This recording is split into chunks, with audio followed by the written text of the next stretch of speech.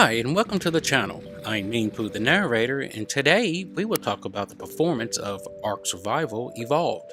The game goes by a few names: the original title, Ark Survival Evolved, Ark Survival, or just Ark. It's set in an open world environment with a dynamic day plus night cycle and played from either a third or first person perspective.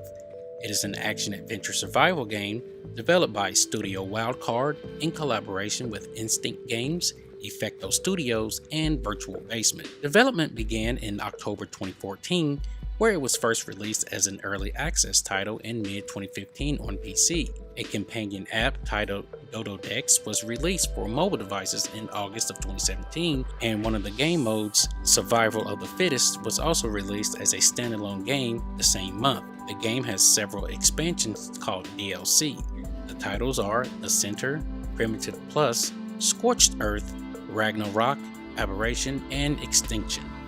Gameplay in this video will be from the Extinction DLC. You navigate the world on foot or by riding prehistoric animals that you have tamed. You will use firearms and improvised weapons to defend against hostile humans and creatures with the ability to build bases as defenses. The game has both single-player and multiplayer options. Multiplayer allows the option to form tribes of members in a server. The max number of tribe mates varies from each server.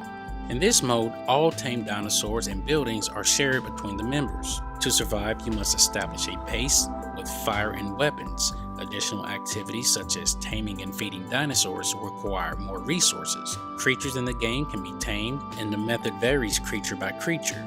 Most are violent tames, meaning you must knock the creature out using blunt weapons such as a club or through the use of tranquilizing projectiles. Once knocked out, you can feed them food such as berries for herbivores or raw meat for carnivores. Some creatures can be also tamed passively by approaching them and carefully giving them some food. Once a creature is tamed, it will follow the commands of the person who tamed them. A lot of creatures can be ridden, and therefore allow you to utilize the creature's ability, such as flight or fast underwater movement. When riding atop certain creatures, you can still use weapons. They can also be used to carry items, and you can issue offensive and defensive commands to them. It's a must that you keep track of various meters, such as health, stamina, oxygen, hunger, thirst, and weight, which is how much you can carry. If you take damage, your health meter will gradually regenerate at a faster pace if you have consumed the necessary food. Otherwise, your meter will gradually regenerate over time. You can gain experience through harvesting materials, crafting, or killing. When you have obtained enough experience, you will gain a level point, which can be spent improving one of your stats, which include max health, max stamina, max oxygen, max food, max water, max carry weight, melee damage, movement speed, and crafting speed. You can build structures throughout the land. To build a base, you must acquire structure components such as floors, doors, and windows built with the resources you have gathered. They are earned as you progress and gain levels and have collected the necessary materials to make them. The components can then be crafted and placed where you see fit. You can create any structure as long as you have the logistics and resources. Structures can be built from various tiers of materials, with better tiers providing more protection, but costing more resources to create. You start out by creating thatch structures, then moving on to wood, stone, metal, and finally tech, a futuristic and late game material. You can also craft items in the game such as weapons by collecting the resources and technology required for crafting. In addition, you can craft and attach accessories to your weapons, such as a scope or a flashlight for a pistol or a machine gun. A campfire is used to keep warm and provide a little light at night. You will need to craft clothing as well, so it can protect you a little better from the elements and when engaging enemies. The campfire is also used to cook meat, which is always better than eating berries or raw meat. Ark Survival looks really good when maxed out, but unfortunately it's still not perfect. People with the latest hardware still get frame drops, so the developers still have some things to fix. As far as the Nitro 5 with the 1050 Ti is concerned, putting the graphics quality to epic at 1080p, we get the GPU sitting with an average 68.5C. The i5-7300 gave us an average of 79.5C. FPS came out with an average of 21, which to most is not very playable in this state. Switching to the high setting, GPU temperature averaged 71C, while the CPU averaged 88C. both higher than the previous preset.